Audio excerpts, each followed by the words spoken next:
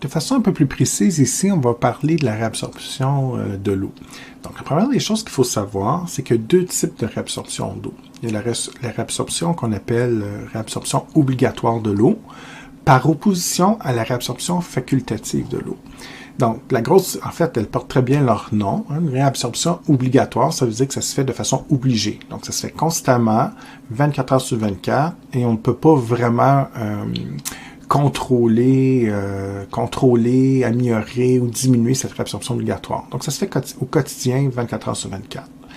La réabsorption facultative, elle peut se faire ou non. Ça va dépendre de la situation. Donc, exemple, si on a une grande perte d'eau, on est déshydraté, on peut activer la réabsorption facultative de l'eau. Puis si tout va bien, on ne l'active pas, puis on fait simplement la réabsorption obligatoire. Donc, généralement, la réabsorption facultative, c'est contrôlé par des hormones comme l'ADH et l'aldostérone, deux hormones que vous avez déjà étudiées. La réabsorption de l'eau se fait soit par transport paracellulaire, donc qu'on a vu tantôt, qui passe entre les cellules, ou aussi, on peut faire du transport transcellulaire, sauf que l'eau est incapable de passer directement à travers la membrane cellulaire. La membrane est faite de phospholipides, c'est des graisses. L'eau et l'huile ne se mélangent pas, donc l'eau et les graisses ne font pas bon ménage. Donc, dans ce cas-ci, ça va nous prendre des protéines spécialisées qu'on appelle des aquaporines. C'est très simple, c'est des protéines creuses, donc qui vont traverser la membrane cellulaire et les molécules d'eau vont tout simplement passer à l'intérieur de la protéine creuse, un peu comme une paille, et va pouvoir passer à l'intérieur de la cellule. Si on veut sortir l'eau de l'autre côté, ça va prendre d'autres aquaporines. Donc là, ici, on parlerait d'un transport transcellulaire parce qu'on pour traverser, on traverse la cellule. Les chiffres ici, c'est à titre indicatif, c'est pour le fun, mais je ne vais pas retenir ça. Donc, c'est quand même impressionnant. Moi, je suis toujours impressionné quand je vois ces chiffres-là. Par jour, pour une personne moyenne, on va filtrer l'équivalent de 180 litres d'eau par jour.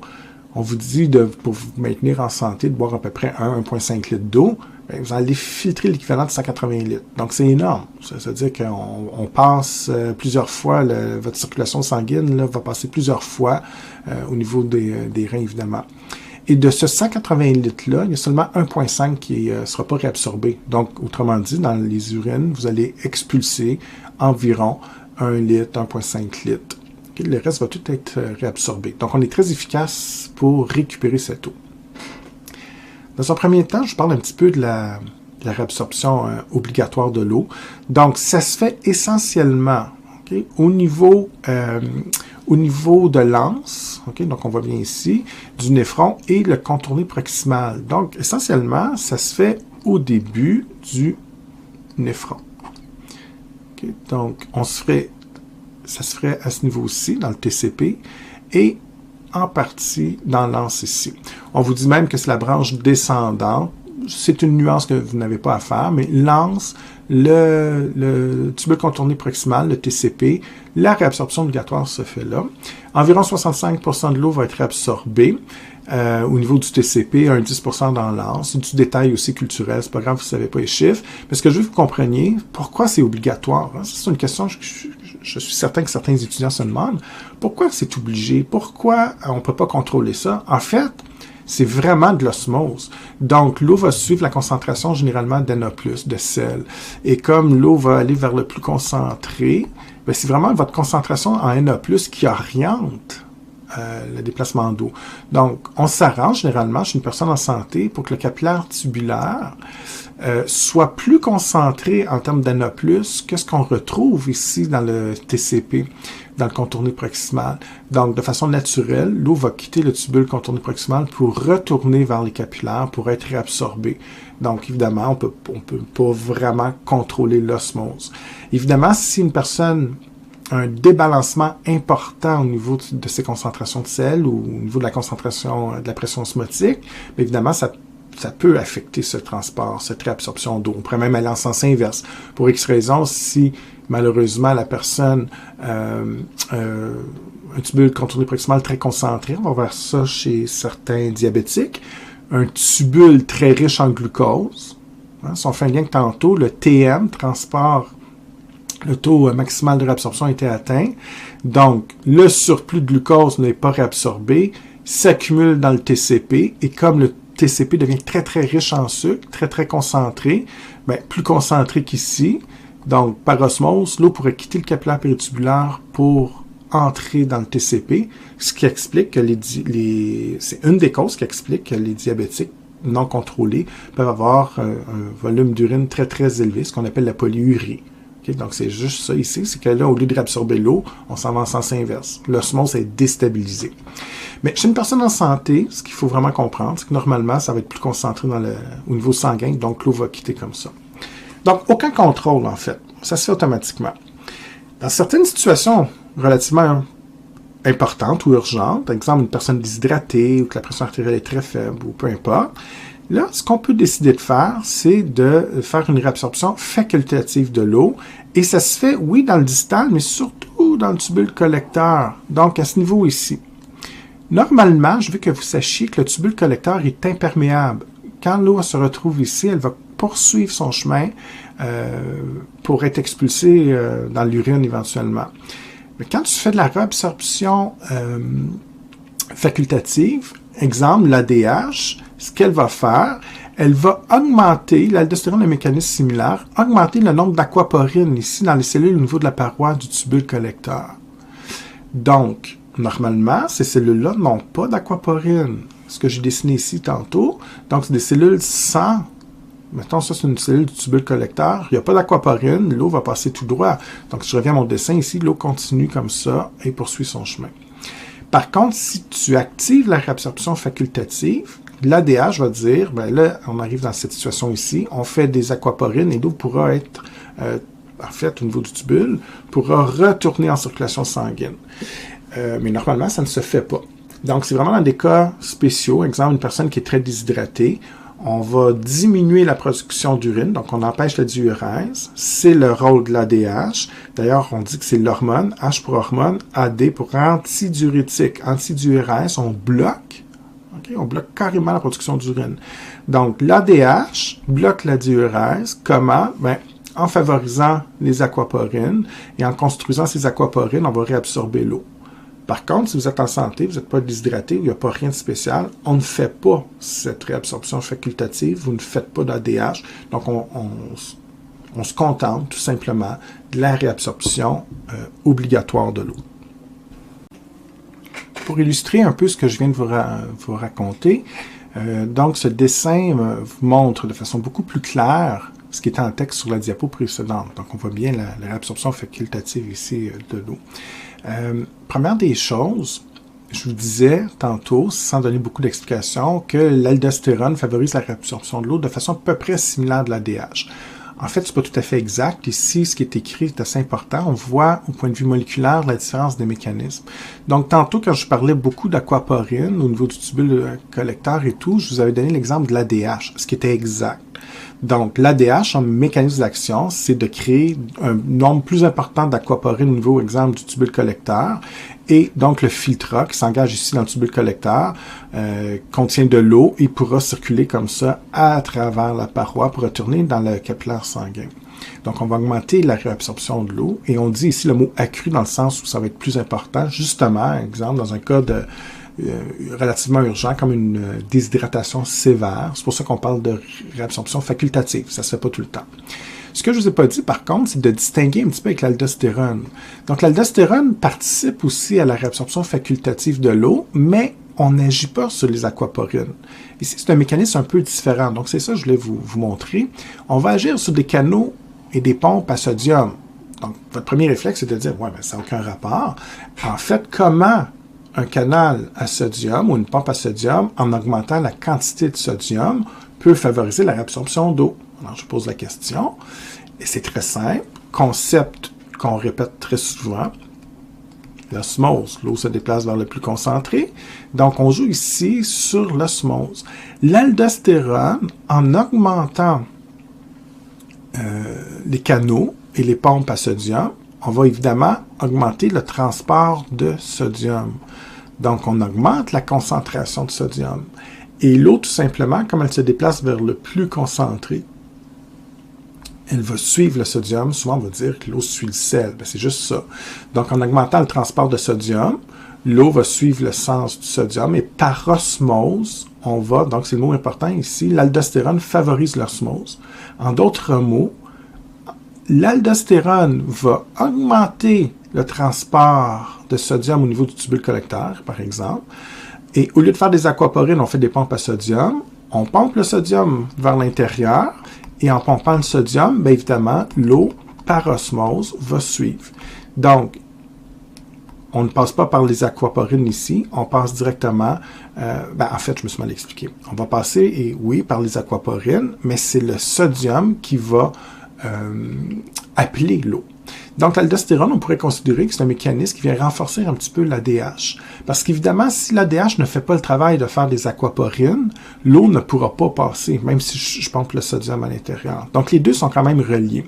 Fait que dans un premier temps, l'ADH fabrique plus d'aquaporines, l'eau commence à être absorbée, et pour rendre le mécanisme encore plus efficace, on fait, grâce à l'aldostérone, pomper du sodium, et par ce débalancement du sodium, on va favoriser encore plus l'osmose. Donc, en fait, ce que ça fait, c'est que la circulation de l'eau par l'aquaporine va se faire beaucoup plus rapidement et beaucoup plus efficacement.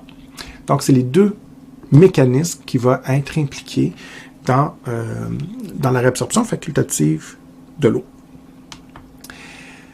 La petite boucle ici vous donne un exemple de la régulation hormonale de la pression artérielle. En fait, je ne l'explique pas. Vous l'avez étudié à 2 reprises dans le cours déjà, dans le cardiovasculaire, et on l'a mentionné déjà. Donc, c'est une boucle au niveau de l'ADH. Elle est à savoir, même si je la sors parce que je ne veux pas vous réexpliquer toujours la même chose, mais vous devez la savoir, comme d'habitude. Donc, évidemment, le stimulus ici, on vous donne un exemple de diarrhée sévère. Ça pourrait être une déshydratation sévère, peu importe. L'idée, c'est que la pression osmotique est plus importante. Donc, si on est déshydraté, là, ça devient un peu plus concentré. Donc, là, on a des osmorécepteurs qui vont détecter l'augmentation de pression, on va faire de l'ADH et tout ça, on va agir sur les reins. La seule chose, c'est que maintenant, vous comprenez plus cette expression-là, parce que je viens de l'expliquer, ce qui n'était pas le cas à l'époque. Donc, la réabsorption facultative de l'eau va se faire. À l'époque, on expliquait simplement que grâce à l'ADH, on réabsorbe plus d'eau. Maintenant, vous êtes capable de me donner plus de détails. Donc là, vous savez que la réabsorption facultative qui est au niveau du collecteur va se faire via les aquaporines. Dans le distal, il y en a un petit peu aussi. Mais l'idée importante, c'est qu'on diminue la production d'urine, donc la diurèse. Et le fait de conserver l'eau, ça vient diluer la concentration sanguine, donc on va diminuer la pression osmotique. Donc, c'est une révision très rapide, c'est des choses que vous aviez vues déjà. Ce qui est beaucoup plus important et qui est nouveau, c'est cette image-là ici. C'est un concept que je vais expliquer aujourd'hui de façon en fait basique. Vous allez voir, on va reprendre ce concept-là de façon beaucoup plus importante dans les prochains cours. Éventuellement, je vais vous parler de tous les équilibres acido-basiques qui est extrêmement important. Donc, il y a des mots comme, à pas savoir pour aujourd'hui, mais il y a des mots comme acidose respiratoire métabolique que je vais discuter avec vous. Alcalose, c'est des états très sérieux chez un patient. C'est clair que vous allez étudier ça en soins infirmiers. Mais avant d'aller là-dedans, il faut quand même expliquer un petit peu un élément de base. Donc, 2 substances extrêmement importantes à comprendre ici et le rôle général du rein. Donc, première des choses, je prends pour acquis que ça, tout le monde le sait. C'est pas le cas, il faut que ça le soit maintenant. C'est des notions de secondaire. Donc, généralement, une substance acide, c'est un pH entre 0 et 6, neutre 7, alcalin ou basique 8 à 14. Okay? Donc, ça, il faut être familier avec ça. Il faut être familier aussi avec le concept que si j'ai beaucoup d'hydrogène, c'est une substance acide. Si j'en ai peu, c'est une substance alcaline. C'est surtout ça qui nous intéresse. J'amène une nuance, une confusion en soins infirmiers parce que ça, c'est une définition très de chimiste, de biologiste, 0,6. Ça ne vous touche pas vraiment. Le sang humain, on avait déjà vu en classe, ça c'est un chiffre que je veux que tu saches par cœur, c'est autour de 7,35, 7,45 en termes de pH. Donc, il faut considérer que quelqu'un qui a une acidose sévère, ça pourrait être 7,3. Là, si vous me donnez une définition très chimique ou très biologique, vous dites, ben non, c'est une substance neutre, on est autour de 7 et vous avez raison. Et pourtant, sur le plancher à l'hôpital, aussitôt que vous êtes à 7,32, 7,3, ça va être inscrit acidose. Okay? Donc, faut comprendre que oui, d'un point de vue scientifique, c'est une substance neutre, mais d'un point de vue humain, le fait qu'on chute en bas du 7,35, c'est trop acide par rapport au 7,35. Le pH est trop faible par rapport à la normale. Donc, on considère que c'est une acidose. Au même titre que si vous montez en haut du 7,45, vous êtes à 7,48, on considère que c'est une alcalose. C'est trop alcalin, c'est trop haut comme pH. Il manque d'hydrogène dans votre corps. Et concept de base, l'homéostasie, on veut toujours l'équilibre. Donc, si vous avez trop d'hydrogène, on s'arrange pour la diminuer, cette quantité-là. Et si vous manquez d'hydrogène, on s'arrange pour augmenter la quantité d'hydrogène. Toujours pour être dans un intervalle d'équilibre. Donc, premier point ici, si j'augmente l'hydrogène ici, puis j'ai trop d'hydrogène, l'impact sur votre sang, c'est que le pH sanguin va être trop petit. Donc, exemple 7. Et, mettons, on se donne un vrai acide, le 6,9, ça serait très sévère, mais juste pour l'exemple. Donc, j'augmente les hydrogènes, j'arrive à 6,9, le sang est plus acide, c'est une acidose. Donc, il faudra compenser. On verra éventuellement comment on fonctionne. Il y a les poumons qui peuvent être impliqués, mais les reins aussi. Donc, comment les reins peuvent aider à réguler le pH? C'est très simple. Si vous avez trop d'hydrogène dans le sang, et c'est acide, question, qu'est-ce que vous pensez qu'on va faire? Est-ce que les reins vont réabsorber les hydrogènes pour en avoir plus? Au contraire, on va les sécréter. Donc, il y a trois phénomènes. Filtration, réabsorption, sécrétion. Est-ce qu'on réabsorbe ou on sécrète? Dans ce cas-ci, on va augmenter la sécrétion. On va augmenter l'élimination des hydrogènes. Pourquoi? Parce que j'en ai trop dans le sang. Donc, si je les envoie dans l'urine, oui, mon urine va avoir plus d'hydrogène. L'urine devient plus acide, c'est vrai, mais ça va ramener le pH sanguin à un niveau acceptable. Donc, le pH va remonter dans une fourchette située entre 7,35 et 7,45. L'inverse, si pour X raison vous avez moins d'hydrogène dans le sang, le pH devient plus élevé. Donc là, on peut avoir un problème d'alcalose. Le pH est trop alcalin. Donc, si vous avez peu d'hydrogène, vous souffrez d'alcalose, ça ne fonctionne pas. Donc, les reins ici vont éliminer, donc sécréter ou réabsorber. C'est l'inverse. On va favoriser la réabsorption des hydrogènes. Donc, dans ce cas-ci, ce qu'on va faire, si on réabsorbe les hydrogènes, évidemment, au lieu de se ramasser dans l'urine, ils vont être réabsorbés vers les capillaires péritubulaires. Ton urine devient moins acide, elle devient plus basique, mais on va acidifier le sang, donc on va rediminuer le pH vers un taux acceptable. Donc, par exemple, si j'étais à 8, on va accumuler, réabsorber les hydrogènes jusqu'à temps que je redescende à 7,45, exemple. Donc, ça, c'est une façon de faire. L'autre façon, le rein, donc, peut ajuster la quantité d'hydrogène dans son urine, mais peut aussi jouer sur la production et la réabsorption, l'élimination par sécrétion des ions HCO3-, qu'on appelle les ions bicarbonate. Dans ce cas-ci, ce qu'il faut retenir, puis si vous savez ça, si vous êtes capable de vous souvenir de ça, ça devient très simple, les ions HCO3- ont la capacité de neutraliser les hydrogènes. Pour moi, c'est des pièges à hydrogène. Donc, ce qu'il faut imaginer, si, exemple, je suis dans un vaisseau sanguin ici, puis là, j'ai des ions hydrogène qui traînent ici, il y a une réaction chimique qui peut se faire entre la molécule de HCO3- et l'hydrogène ici.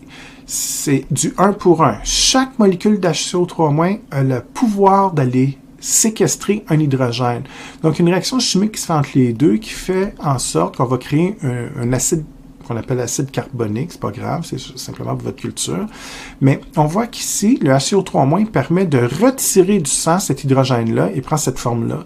Donc, ça va contribuer à rendre le sang moins acide. Et si j'en ai 3 en surplus, ça va me prendre 3 HCO3-. En d'autres mots, ce que je viens de t'expliquer ici, on l'a en relation comme ça. Ça veut dire que si j'augmente les ions bicarbonate ou les HCO3-, ça fait en sorte qu'on va diminuer la quantité d'hydrogène libre. Donc, ça favorise une augmentation du pH. Si j'ai moins d'hydrogène, on augmente le pH. Et si j'augmente le pH, il est plus basique. Et au contraire, si je diminue les ions HCO3-, j'augmente l'hydrogène. Donc, dans ce cas-ci, ça rend un pH plus acide. Pour résumer tout ce que je viens de dire, j'ai un vaisseau sanguin ici. vaisseau sanguin systémique. Et là, j'ai un problème. Si on vous dit que le sang de la personne est trop acide, mettons un pH de 7, ça veut dire, par exemple, un état d'acidose, votre premier réflexe, la première chose que je veux que tu visualises, c'est la question suivante, est-ce qu'il y a trop ou pas assez d'hydrogène? Dans ce cas-ci, une acidose, il y a trop d'hydrogène. Donc, la solution qu'on veut, c'est de ramener ça à la normale, donc on veut diminuer les hydrogènes. Donc, si je fais le dessin ici, j'ai beaucoup de H+. Et la question au niveau des reins, qu'est-ce qu'on peut faire? Bien, il y a simplement deux effets. Toujours. On peut réabsorber ou sécréter, et j'ai deux substances pour travailler. Le rein peut jouer sur les H+, et sur les HCO3-. La question, est-ce que je veux plus d'hydrogène? Est-ce que je veux plus d'HCO3-? Ça dépend de l'effet. Donc, la solution ici, c'était de diminuer les hydrogènes. Donc, évidemment, si je veux diminuer les hydrogènes, qu'est-ce que je veux faire? Bien, dans ce cas-ci, une augmentation d'hydrogène, qu'on a vu ici en termes d'acidose, hein, je vais l'écrire pour que ce soit plus clair. Donc, un acidose, j'augmente les hydrogènes, j'en ai trop. Donc, le rein, on veut réabsorber ou éliminer. Évidemment, on va augmenter l'élimination des hydrogènes dans l'urine. Si j'élimine les hydrogènes, bien évidemment, il m'en reste moins dans le sang, donc on va les éliminer. Est-ce que je veux plus d'HCO3- ou moins? Bien, je veux plus d'HCO3- parce qu'exemple, si ici c'est une quantité normale, mais j'en ai 2 de trop, c'est très imaginatif, c'est un exemple simplement pour vous aider, bien, ça va me prendre 2 HCO3- de plus dans le sang pour aller neutraliser ces 2 molécules-là. Donc, je l'ai dit tantôt, le HCO3- va diminuer la quantité d'hydrogène. C'est comme si on les retirait du sang. Ils vont réagir avec cette molécule-là pour faire une autre molécule. Donc, ça m'en fait 2 de moins. Alors ici, moi, je veux augmenter les HCO3-. Hein, ici, là, on veut augmenter les HCO3- pour diminuer les hydrogènes. Donc, dans ce cas-ci, on va favoriser la réabsorption des HCO3-.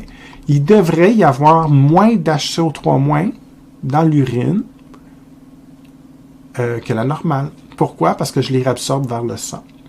Donc, c'est une façon d'expliquer la situation. Et si vous êtes en alcalose, ben c'est la relation inverse. Vous manquez d'hydrogène. Donc, là, au lieu de les éliminer, qu'est-ce qu'on veut faire? On veut les réabsorber. Et si vous manquez d'hydrogène, bien évidemment, on ne veut pas des HCO3-. Donc, on va augmenter l'élimination des HCO3-. Dans ce cas-ci, il y aurait plus de HCO3- dans l'urine. Donc, de façon très simple, le rein va pouvoir contrôler le pH sanguin. Ça, c'est très, très important de comprendre ça. Et comment va contrôler le pH sanguin? En jouant sur 2 substances, les hydrogènes ou les HCO3-. Si c'est dépendamment de ce qu'on veut faire, on favorise l'élimination ou la réabsorption de l'hydrogène et du HCO3-. La question, c'est de savoir qu'est-ce qu'on veut faire. Donc, c'est les 2 exemples que je viens de donner. Mais c'est très simple, je ne peux pas faire autre chose. Donc, c'est les 2 seules façons que le rein a pour contrôler votre pH. Donc, vous comprenez bien qu'une personne qui souffre d'une infection au niveau des reins, d'un cancer des reins, d'insuffisance rénale, bien, il y a un impact possible sur le pH sanguin. On peut s'attendre que la régulation du pH de cette personne-là va être affectée. Donc, peut-être un patient qui est plus sujet à faire des acidoses, exemple. Ça, c'est un sujet qu'on discutera un peu plus tard dans d'autres capsules, l'aspect des différentes pathologies qui va être associé au contrôle du pH. La diapositive, qui est ici, et là, c'est exactement ce que je viens de vous expliquer, mais de façon beaucoup plus clair que les petits dessins que j'ai barbouillés. Donc, si vous regardez ici, là, c'est exactement le lien que je veux que vous fassiez dans votre cerveau. Donc, si vous maîtrisez cette diapo-là, vous avez tout compris. Le sang qui est acide, il y a trop d'hydrogène. Ça, c'est mon problème. C'est ce qu'on disait précédemment. Ce qu'on veut, c'est aller en situation inverse. Donc, ma solution, c'est diminuer l'hydrogène. Il y a seulement 2 façons de faire. Dans ce cas-ci, on augmente la réabsorption des HCO3-, ce qui fait que je vais avoir plus d'HCO3- dans le sang, ce qui va me permettre de diminuer ma concentration d'hydrogène. Et évidemment, quand on dit augmente la sécrétion d'hydrogène, ben, ça veut dire qu'on les élimine dans le sang, dans l'urine, pardon. Faites attention, sécrétion, parfois j'ai des étudiants, 1 ou 2 par classe, qui vont confondre ça avec les notions du système endocrinien de la session dernière. C'est vrai qu'on dit qu'une glande peut sécréter des hormones, donc ça veut dire produire et libérer une substance chimique dans le sang, mais quand on parle d'urine, sécrétion, c'est vraiment la même chose qu'on a déjà vu, là, ça veut dire élimination. Donc, un même mot pour dire 2 choses différentes, il ne faut pas les confondre. Malheureusement, ça dépend vraiment du contexte.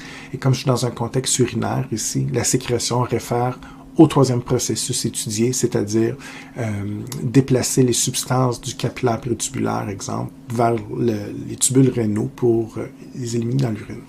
Situation inverse, alcalin ou basique, le sang a un pH trop élevé, pas suffisamment d'hydrogène, donc on conserve les hydrogènes au lieu de les éliminer ou de les sécréter, et on va se débarrasser des HCO3- parce que leur effet principal au niveau des HCO3-, c'est de diminuer les hydrogènes. On ne veut pas ça. Ma solution, c'est d'augmenter la concentration d'hydrogène. Donc, pour acidifier le sang et revenir à un pH un peu plus faible. Donc, voilà pour ça. Sécrétion, on n'étudie pas en détail les mécanismes, simplement connaître vos substances sécrétées. Donc, vraiment, ça, c'est 3, il y en a beaucoup de substances sécrétées, mais les 3 ici sont essentiels, c'est 3 déchets toxiques. Hein? Donc, ça veut dire que si vous avez un taux d'urée trop fort au niveau sanguin, ou de créatinine, qui est un déchet métabolique issu du métabolisme musculaire, donc pour produire de l'énergie au niveau des muscles, il y a un des mécanismes qui permettent de faire de l'ATP, mais qui produit ce déchet-là toxique également. Puis l'acide urique aussi, c'est le genre de déchet qu'on ne veut pas avoir dans le sang. Donc, chez un patient qui aurait une ou plusieurs de ces substances en concentration élevée au niveau sanguin, c'est problématique, c'est toxique, ça peut même conduire à la mort. Donc, évidemment, il faut sécréter, c'est-à-dire éliminer ces déchets azotés. Ça vient d'où? Ben, l'urée, c'est vraiment simplement la dégradation des protéines. Donc, c'est un sous-produit de la dégradation des protéines. L'acide urique vient de l'ADN, donc une dégradation de l'ADN ou des ARN, ça veut dire les acides nucléiques. Donc, évidemment, c'est un sous-produit également toxique et, comme je disais tantôt, on peut faire de l'énergie grâce à la créatine phosphate, mais il y a un sous-produit toxique qui s'appelle la créatine qu'il faut éliminer. Il y a d'autres déchets métaboliques. On vous dit à titre d'exemple bilirubine, métabolite, c'est un terme général. Là. Ça peut être des vitamines ou d'autres composés chimiques issus des différentes réactions chimiques, des différents métabolismes cellulaires.